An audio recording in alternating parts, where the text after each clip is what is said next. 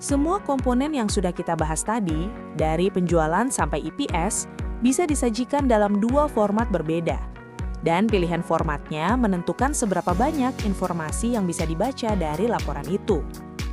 Format pertama adalah multiple step atau bentuk bertahap.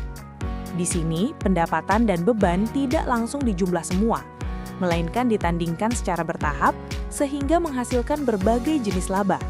Laba kotor, laba usaha, laba dari kegiatan kontinu, laba bersih, sampai EPS. Setiap lapisan laba memberikan informasi berbeda tentang efisiensi perusahaan di level yang berbeda. Format kedua adalah single step atau bentuk tunggal. Caranya lebih simpel. Semua pendapatan dan keuntungan dijumlah dulu, semua beban dan kerugian dijumlah dulu, lalu langsung dikurangi untuk mendapat laba bersih. Tidak ada laba kotor, tidak ada laba usaha. Langsung lancat ke laba bersih. Kayak nilai rapor. Multiple step kayak lihat nilai per mata pelajaran per semester. Single step kayak lihat rata-rata akhir saja. Yang pertama jauh lebih berguna untuk analisis. Yang kedua, simple tapi informasinya sangat terbatas. Makanya dalam praktek, single step jarang digunakan, karena hanya memberikan manfaat yang sangat terbatas. Format bertahap bukan sekedar lebih panjang, dia lebih jujur, karena memperlihatkan di mana tepatnya efisiensi atau inefisiensi perusahaan terjadi. Masih dibentuk laporan laba rugi, sekarang kita bedah satu persatu 5 jenis laba yang hanya bisa kamu lihat kalau laporan disajikan dalam format bertahap. Perjalanan dimulai dari laba kotor, selisih antara penjualan neto dan harga pokok penjualan. Angka ini berguna untuk mengukur seberapa efisien perusahaan mengadakan produk dan seberapa efektif penjualannya. Dari laba kotor, dikurangi beban usaha, semua pengeluaran operasional yang bisa dikendalikan manajemen. Hasilnya adalah laba usaha. Laba usaha ini jadi tolok ukur efisiensi operasional yang paling murni. Selanjutnya, laba usaha ditambah pendapatan lain-lain dan dikurangi beban lain-lain, menghasilkan laba dari kegiatan kontinu sebelum pajak. Ini sudah memasukkan semua aktivitas perusahaan, kecuali yang luar biasa. Setelah dipotong pajak, pos luar biasa dan hak minoritas, barulah muncul laba bersih, jumlah yang benar-benar menjadi hak pemegang saham. Terakhir, laba bersih dibagi jumlah lembar rata-rata berbobot saham, jadilah laba per saham. Kayak lomba lari estafet, setiap pelari membawa tongkat ke tahap berikutnya, dan di setiap perpindahan ada angka baru yang menceritakan sesuatu yang berbeda. 5 jenis laba ini bukan pengulangan, masing-masing menjawab pertanyaan yang berbeda tentang kesehatan bisnis, dan itulah kenapa format bertahap jauh lebih berharga dari format tunggal. Teori tadi bukan cuma ada di buku, sekarang kita lihat wujud nyatanya di laporan keuangan PT Gajah Tunggal Tbk, perusahaan ban terbesar di Indonesia untuk semester pertama tahun 2009.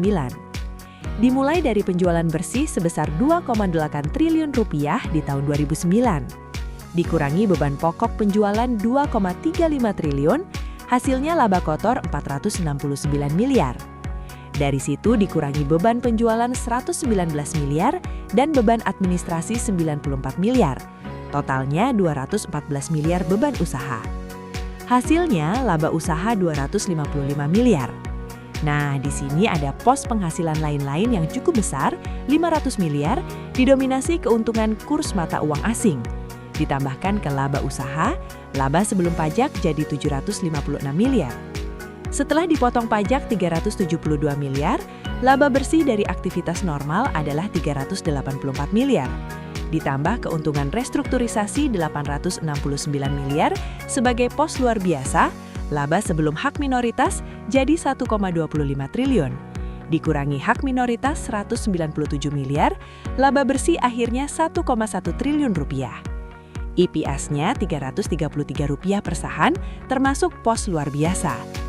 Satu laporan, satu semester, dan perjalanan angka dari penjualan sampai EPS, itulah bukti bahwa format bertahap bukan sekedar teori, tapi alat baca kinerja bisnis yang sesungguhnya.